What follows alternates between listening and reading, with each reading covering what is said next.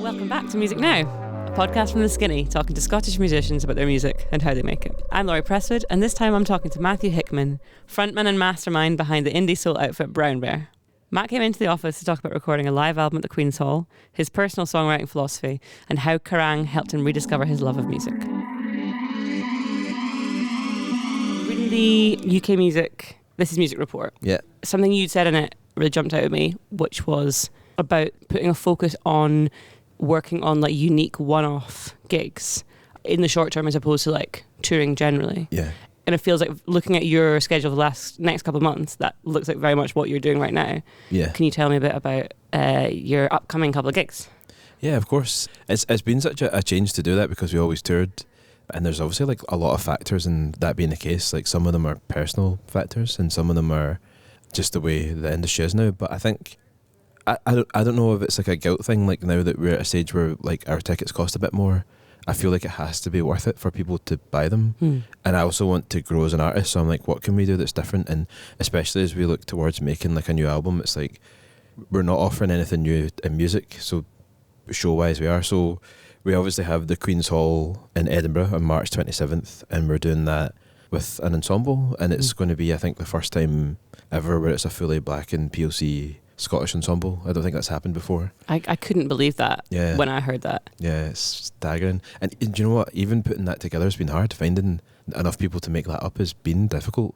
Did you go into it with a particular size of ensemble in mind? Yeah, originally 12. It became 10. I'd love to get towards talking about doing it with an orchestra. That's just going to be a journey, and it's kind of highlighted the gaps that exist in Scotland. I mean, in the UK they exist, but in Scotland in particular, I think often in music circumstances, we're a little bit behind the rest of the UK, just in the way our infrastructure works. So yeah, that's the first show, and then on June the 6th in Glasgow, we're doing both our albums in full back to back for the first time. We'll probably never do it again, so that's in St Luke's, and that was supposed to have happened last year. It's funny, these shows are related in this sense. That was supposed to have happened last year for Celtic Connections. Very unfortunately, our guitar player was in a really serious road incident and wasn't able to be on tour or perform for almost a year. So we had the booking with Celtic Connections, and they're like, what are you going to do? And I was like, I'd been speaking to Katrina Lee and to Angela Chan about, I'd love to have a string quartet at some point. And they said somewhere along the conversation, like, why don't you do it for that show? So we did it with the quartet first. And we're like, wow, that was really different. And I feel like I've learned a lot. And then when Amplify came up, they gave that option to do it with an ensemble, do something bigger for Queen's Hall.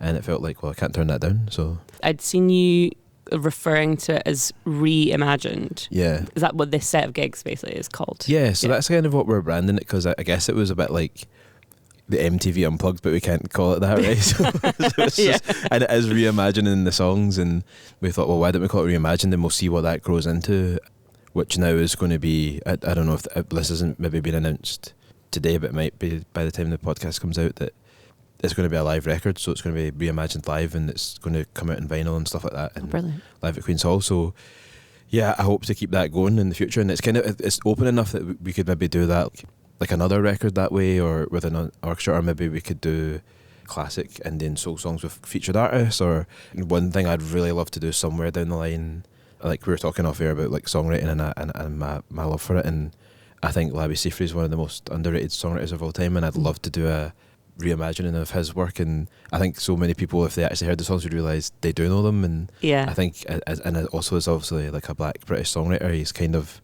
not spoken about in the terms he would be. So I wonder if there's, what it leaves open is the chance for me to maybe have another strand of what I do, which is like open to when I'm ready to do it and go, hey, what would I like to explore, which is kind of freeing. Because sometimes you feel very stuck in this, like, better make another record and go back on tour, and not that you don't love it, you're privileged to do it, but it doesn't always challenge you, it doesn't always push you as an artist or to get better. It becomes a bit of a comfort zone.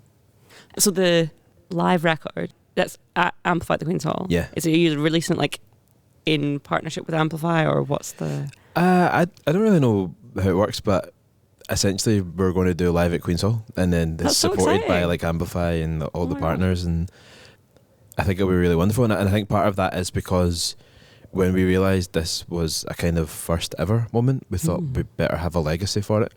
So we're hoping to film it as well, but definitely it's going to be a live vinyl. I don't know if it'll be on streamers. I mean, at some point, I guess. Yeah. But physical and vinyl has been our thing. Yeah.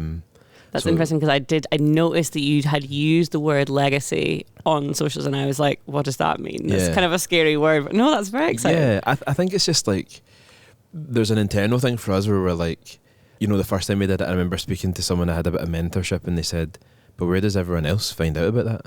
And I was like, yeah, that's a good point. No, if you weren't there, you didn't know. And as we realised this moment was maybe a bit bigger than ourselves, we thought, well, we should find a way of documenting that, whether it's for ourselves or for others. Brilliant. So that's the Queen's Hall gig.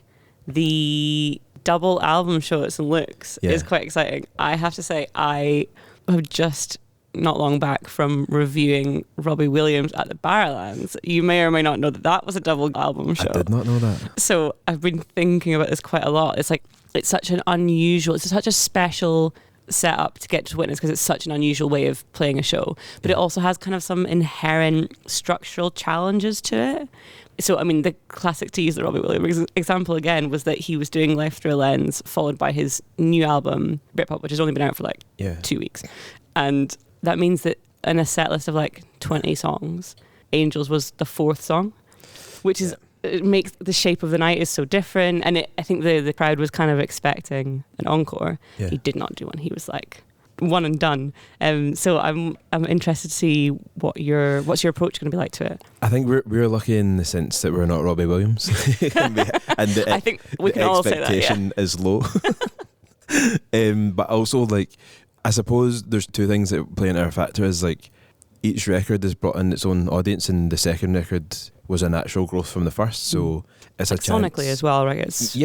And I think it's a chance for people who came in there to experience the first record. So I don't know that. I guess what I'm saying is the songs on the second record are bigger, so the good tracks aren't going to be early. So if people want to come late, that's my advice. But you know, and I think we've had an audience that's grown with us, and it's not just out, you know, we're far away from that record. We were getting ready to make a third. So it feels like a natural sign off, like, thanks for those 2 records, time for what's next. And I think we wanted a bit of closure, and I found it hard to have closure from that record, because in my expectations I thought we could have done more. And it's so weird because it did more than I thought, but I also knew it could do more. And I suppose the other factor for us is like what we might do, because we had this conversation, like, we obviously have songs that are quite well known from us that weren't ever on records. We did singles before both albums that didn't go on. I don't know why we do that, but we do. So we've got them up our sleeves as an encore, but probably what we'll do, being us, is if there's an encore chant, if we're lucky enough for that, we'll probably come on and play a couple of new songs that'll be in the next record. That's exciting. And just leave people going, oh, what's coming? Because we're at a stage as an artist, and also like independent enough that we can do stuff like that. We're not like tied by labels or the machine to be like, this is how you do things. And it's great for us because we can road test a few songs and say, did that go down well after people heard what they wanted to hear? If it did, we're on the right track. If it didn't, maybe it's time to rethink. It's a good place to be. And I like what you're saying about the encore as being like an actual organic thing. You're actually paying attention to whether or not the crowd want it. I think that's as it should be. I mean, I think the only thing more embarrassing than trying to have an encore is it must be like a spattering of chants coming back on. And there's a real thing, like I used to do all the time, less is more, like leaving people wanting more. If you give them everything, they're not going to come back. So like, and I think when you go into a show like that, Robbie Williams, I think is different because that's 2 albums and he has a huge back catalogue outside of that. Yes, encore. Exactly. With us, like, everyone knows we have 2 records, so you kind of know what you've come for. But if people want us to come back on, we'll sing some songs. All right, well, you heard it here first. Take pressure. note. I'm more worried about Queen's Hall because it's such a set show with what's arranged. There can't be an encore. We have arranged the show. That's more of a, what happens if they shout for an encore? But we're not doing 2 records in full, so we have songs that we could come on without the strings and do, but there won't be a strings encore. Like, spoiler.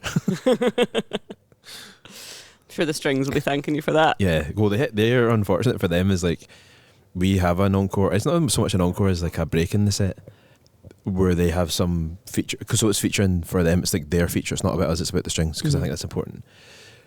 but they can't leave the stage because their setup and their tuning's so specific. They can't ever go on and off. So no matter what we do, they're stuck there. So they'll be glad to get off and make us go on and do the work. Yeah. So for people who aren't familiar, what is the setup of the group? You're obviously the creator and frontman. Yeah, so it's kind of myself and I have a band that have always been with me or tour with me. So Sam, the drummer, has been with me since day one, and same with Andy, the guitarist. Sean's on the bass. I actually met Sean, I was tour managing a tour, and Sean was the bass player for that tour. So cool. And then we have Sally, Sabrina and Jeremy's like backing singers, and Sally does some keys. And for this show, Nuna, who's also supporting on the night, is coming in to do keys for us. So we've got like multi-instrumentalists, but in general we tour like a kind of classic band setup and then backing singers. So it's a bit closer to like, I don't know, I loved like Motown and soul, so it's a bit more like the review days and like who can we get on. And everyone's such a great musician in their own right, like they're multi-instrumentalists, so it's this kind of wall of natural sound. It's all about harmonies, it's all about the music and the songs and everything being carried and having its own space. So that's our setup for June, although I'm not sure who's, because we might have Angela Chan, who's arranged the strings and also playing some keys, maybe with us for Glasgow. So we're really lucky, and Angela's amazing. Like, you know, she's in Hollow Cosmos and Lanterns in the Lake and Placebo's like her main thing. So again, I should her manage the tour that Angela's working on, and it just happened. It was just pure coincidence. This came up and Angela was like, you know, I've finally got a break from Placebo. We're not touring at the moment. Although that has now changed very close to our date. Placebo announced a show for the day after Queen's Hall. Oh, wow. Throwing things wildly in the air, and there's lots of travels between here and Brussels to be able to do rehearsals. But we were so lucky that Angela's schedule suddenly was clear, and we were like, well, this is the time to do this, because her schedule with other projects is pretty huge. So yeah, that's the setup, and it's really great, and I love it. I'm so lucky to play with so many great musicians, and we're always together. It means that tours are difficult because we have to have different setups for different occasions, and we have to think about who comes on tour, if it's the band, or sometimes what happens for me is I tour myself first and I go to new locations and I do a solo show, and then I kind of grow audience, and then the band, the kind of core band, come back. But ultimately we love doing it the proper way, and I think that's another reason we spoke about earlier about doing less. Like I guess a technical reason for it is we made a decision after lockdown that we didn't want anyone to work for free. There's so much expectation in music for people to do things for free or exposure or opportunity.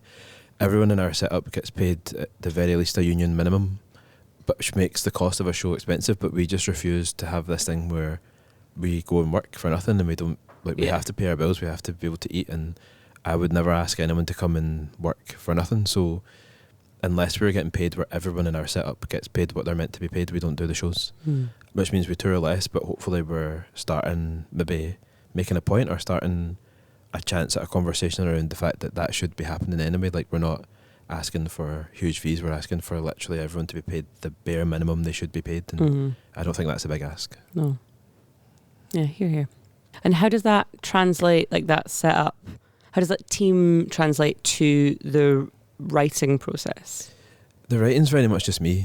Sometimes I have some people come in who I just, like, by chance, sometimes you're in a room and you're writing and you're working with someone and they say, oh, can I be involved? But it's very rare. I think I've never had a set co-write, you know, like there was a song in the last record, Close Call, my friend Lyle, who, like, music isn't his full time but is in bands, he's a great lyricist, he's always got ideas.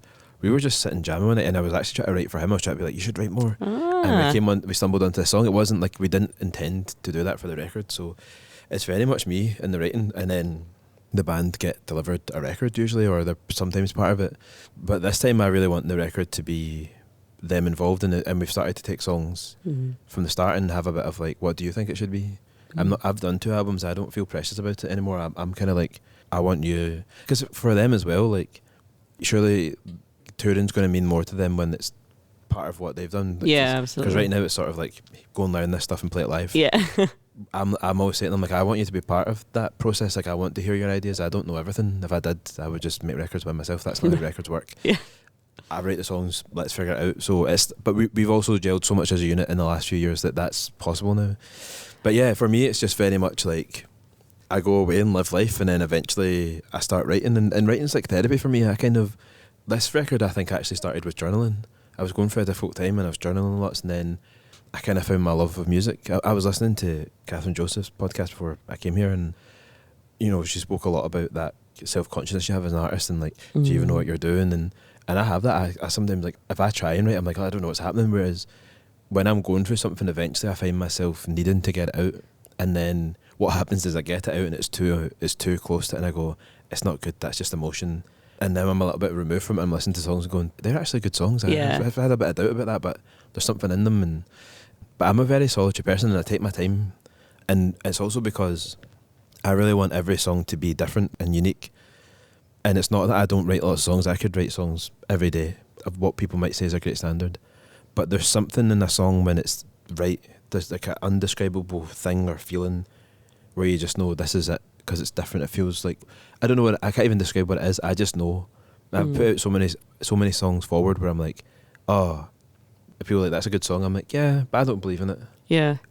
I almost have this weird thing where I feel really emotional, like I could cry when it's right for a song, and I think it's the release of, like, I finally got out what I wanted to say, one, and then two, that sadness of like, oh, this isn't mine anymore, because when you're writing and it's that emotional thing, it's just yours, and you're like, this is a wee thing, and there's a point where you go, this is finished, you go, well, this isn't mine anymore. Yeah.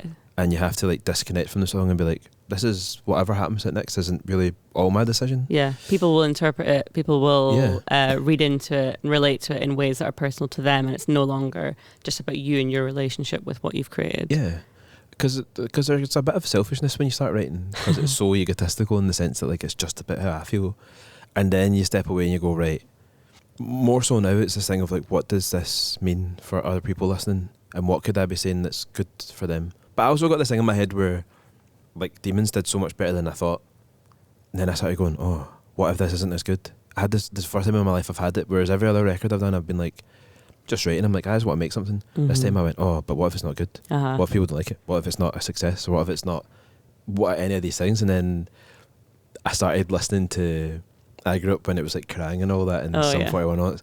I went back and all I listened to for like a month was songs that were on Crying and Scuzz and the video playlist, because I needed to remember what I felt like when I first heard songs and what made me want to play a guitar riff. And even though it's not the type of music I do, I was trying to find everything that ever made me want to do music and remind myself, like, this is why I'm excited about it. And I've been talking loads to my pals who I was in like a high school band with about like, oh, should we get in and just jam, and like, I just wanted to enjoy it, because I didn't enjoy it anymore. I just was like, this has become such a process and a business. I was like, I just want to have fun.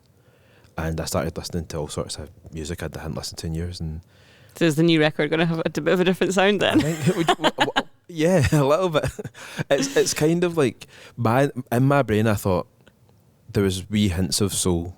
In the second record, the next record will be soul. And what's actually happened is it's kind of got like hints of rock, and I wrote some in the electric, and I was trying out different tunings, and I've been really lucky in the process between Demons and now.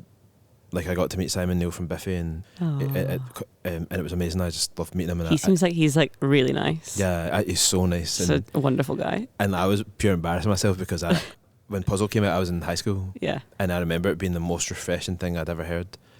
But I didn't know they were Scottish, and I didn't know they were from Ayrshire. So really? When those things got added on to my knowledge, it made it like this. So when I first went in to rehearse, he was in before me, and he came out and he waved and said, "Hi, Matt. I was looking forward to meeting you." And I looked behind me thinking, well, I wonder who he's talking to. And it was me, and I was honestly, tears in my eyes, trying not to say Puzzle changed my life. But then I think you must get that quite a lot. Yeah, and he's just so. I've always thought he was phenomenal and amazing, but meeting him and him being so nice and normal and humble, and he was saying to me like, "Oh, I saw you on like STV talking about Ayrshire. I love that you still live in Ayrshire and all that." And I was like, "Oh man, he's so cool." But he was kind of like. He was so grateful for all those musicians and the young musicians who were playing in the orchestra, and he was like, "You are so great," acting like. I don't think he was acting like. I think he was just sincerely like, "Oh, this is new for me," and I feel a bit anxious. And I was sitting there thinking, "You feel like arenas across the world. Like you have nothing to be this way about." But I love that. I love that about him, and so I feel like I started to get back to what I used to do, which is a lot of open tunings, and then I was on electric, and there's some like sounds in there. So yeah, I think it's going to be a different sound again. But yeah, you never know. I think as well, like in the last few years, like there's become a bit of a fetish life-size nature about soul again, and it's kind of ruined it for me. Like, it's my big love in life, but the sounds that's coming out of it now are just not cool. Yeah, and it's made it a very like boring thing. It's aesthetically this is soul, but it doesn't have the character or soul of soul. I've said it about a few artists. I like what they're doing, but it's style over substance. Once I get over the initial, ooh, that sounds nice, I go, bah, there's no song here, and I'm over it. Yeah. And for me, songs are everything. So I don't know, but I think the core of our audience is there for the songs, and that's why they've been quite lenient with me, kind of traversing through some different genres while I just keep it interesting. But that's what an album should be. No one, unless you're making a real statement album and it's a real reason you're doing it, who wants to listen to 10 tracks at the same pace? Exactly. It's not me. No. So.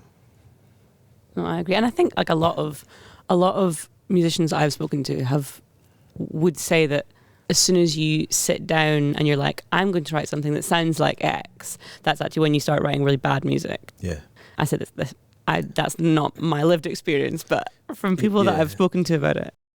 I'm interested in the sort of, obviously we've spoken about like your like initial writing process when it's just you, and then we've spoken about sort of like the end of the process, which is like, you know, you're bringing a fully written track to musicians, you know, say for performing live. I'm interested in the sort of in between stage of like the instrumentation of it. Are you kind of writing all the instrumentation yourself, or is it like you come in with a set of chords and lyrics and a melody and saying like, help me fill this out? Yeah, it's different. Sometimes I go in and demo it and I put all my, usually when I do a demo, what I do is I put every idea I've ever had for the song on, and sometimes it's a hot mess, but it's good because you're refining. Better to start with too much. Yeah.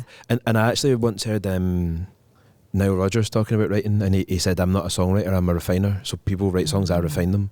And I love that. It's because he's like, it's just picking out the good bits. But in general, like, it's a difficult one because I'm not saying what I'm about to say is right, but it's my belief. The guitar and the piano and the melody and the words, that is the song. No other part of it's a song. The rest is production and arrangement. So it's like having a script and making a film. The song is the script. How you do it in the studio and what instruments you had, that's the actors and that's the director and that's the production. When people bring that second part in first, that's when songs get bad. They're not good enough, because if you can't play it just you and an instrument. I remember I was so lucky. A writer called Graham Lyles from Largs, he wrote What's Love Got to Do With It for Tina Turner. He wrote Just Good Friends for Michael Jackson, Stevie Wonder. From Largs? Yeah. And he wrote Heart in New York for Art Garfunkel and Paul Simon. And he found out I was from Largs, invited me to his house. He's got the Grammy for Best Song. And it's insane. And I was saying to him, you know, I don't know what to do as a writer, and I'm getting all these things and they come through. And I remember saying to me, like, the only advice I'll ever give you, a writer, is if you can't sit down at a party full of strangers on a piano and a guitar and sing a song and people think it's good, it's not a good song, move on. So the minute you think, see when this gets on it, bad song, move on. And I live and die by that. Wow. So the minute I think it'll be good when strings got on it, I go, that's not the song, and I forget it. I genuinely lock it in a cupboard and I don't go back to it. Wow. So the minute I think that, I discard the song. That's so cutthroat. Yeah. Because there would be people who would like agonize over something for months and months and years even. You know, you listen to like the stories of songs that have taken like years to come to fruition. Things like, this is maybe a poor example, but like something like Hallelujah, where it's like it's years and years worth of development behind a song. So I'm a little bit terrified by your approach, but I'm very inspired by it. Yeah, it's a very good like, listen, it's not always the case, because I also let songs simmer, but also like, that's not to say like if I don't get it in the day, it's gone. Right, okay. It's just when I think if it needs something else. Yes. So if I think, when the strings come in, when the guitar comes in, when the drums come in, that's when I go, not the song. But that's not to say, like with the song Demons, I spent so long on that, and I had all these variations, and I remember taking it to someone who I really trusted, and they were just like, it doesn't make sense and there's not a song in there. And I was like, I know, but I swear there is. I promise you there is. When I got out the other side, they was like, well done for believing yourself, because that is a song. So I'm not saying like it's easy. I'm not saying you don't take time over it, but you keep it to you in one instrument, and it'll always be stronger, because that's it. Then it's easy to pull it apart. Then that's the great thing, is like if a strong song is that right? If a song's strong, Yeah. you can do it in any genre. That's what I was always told. So you could take it. It doesn't matter how you produce it. It's going to be great. And I think you can see that in like when really good songs go into like a different band covering it or into a live lounge. It works because they're great songs. Bad songs will be bad. And I live and die by it. I do it with people who want to. I often get asked to co-write for people. And if they come in the door with a laptop, I say, leave that outside. That's no technology in this room. Because I'm trying to instill in them, like, if you learn this practice, I'm not saying technology's not good, but that's going to enhance the practice you do. Yeah. Because you don't need the technology, it's just there for enhancement. If you rely on that, you're only as good as your computer. You need to, like, but that's an old school way of thinking, but I always think about this.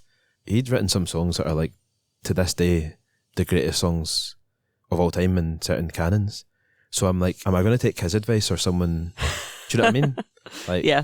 So yeah, and I really respect that, and I think a lot of good writers have that. When you listen to them talk, they're like, it was just a thing. It was a feeling. It was a moment. Like don't overthink it. But be strict. I don't even know if that. I think I just waffled there. No, that was actually really, really interesting. That was amazing. Oh, I was going to ask, you said if a song's good, it can be done in any genre. What's your favourite cover? Wow. That's a big question. I'd need to think about that. I feel a bit caught off guard there because I'm sure there's because there's also songs that are so iconic you don't know they're covers. That is true.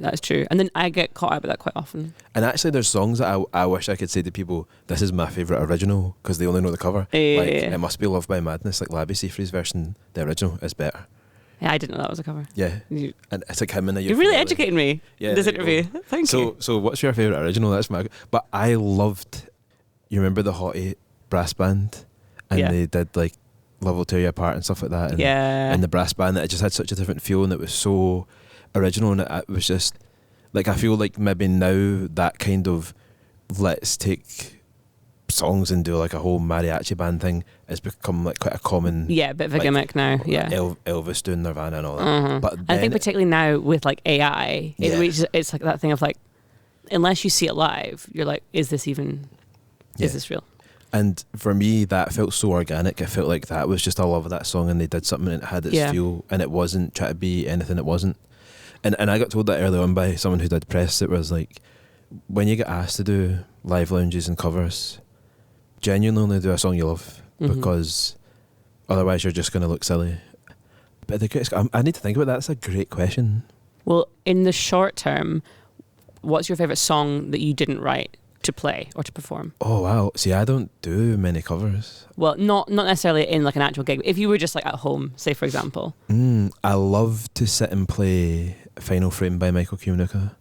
It's like the 10th track in his Love and Hate album, and it's just a stunning track, and it's kind of like, it's one of those beautiful album tracks that should be a single, but because it's such an emotional album track, they'd never let it be a single, but it's kind of such a beautifully strong song. So I love it because I always play it to myself and think that.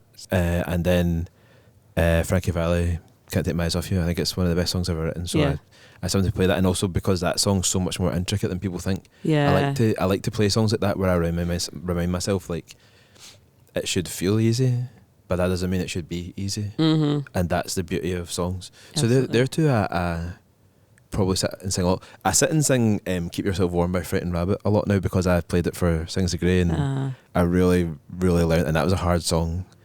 So now I just keep it going because I'm like, well, if they ever ask me to do it again, I'm just going to say, this is what I'm doing. We've learned it now. I think I didn't butcher it. So we'll stick with it. It's interesting that you said Can't Take My Eyes Off You, because it's got that sort of, the kind of like the big like refrain. It's got such a sort of huge sing-along quality to it, which is something that I hear in your work, obviously. And I was kind of thinking earlier on, I think you're probably the first person we've ever had on this podcast whose music has those kind of like big, kind of buoyant sing-along chorus moments. Like, I love Andrew Vasilik, but like no one's singing along at his gigs, you know what I mean? So I'm wondering, great, though. They should be. Absolutely. A bit of this. So I'm interested to see, like, do you think that there's an art to that, or like, do you? Presumably you're not sitting down and being like, and now I'm going to write a big sing-along hit, but I think it's just an outcome of like where I am. Like, I'm truly a fan of songs, and what makes songs brilliant is singing along to them. Mm-hmm. I think there's a bit of that. I think I grew up in a house where I listened to so much music.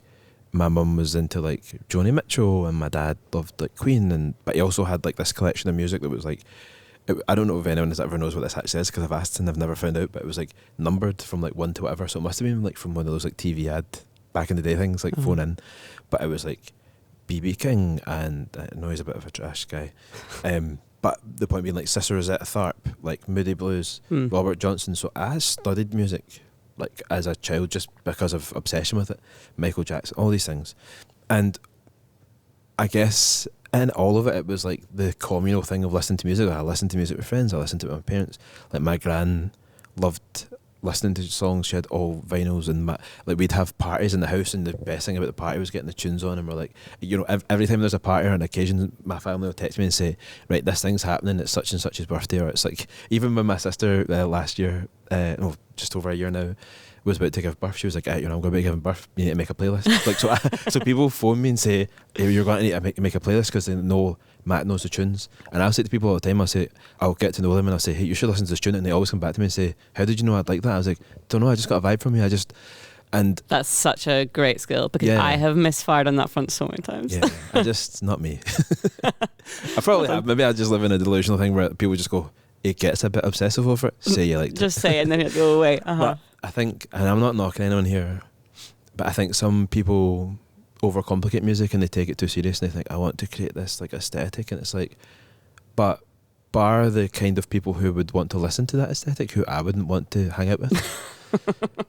Most people want to come and sing songs. Music's communal. We're supposed to enjoy it together, and I don't know what. So I think it's an instinctive thing of like, but also as a writer by yourself, you start to fill in what you might hear. So like Close Call, I was like, I remember writing that and being like, I actually think there should be horns at the beginning, even though it's like kind of indie song, but that's going to be like this indie soul sound. And I was singing da da da da da da da da da da.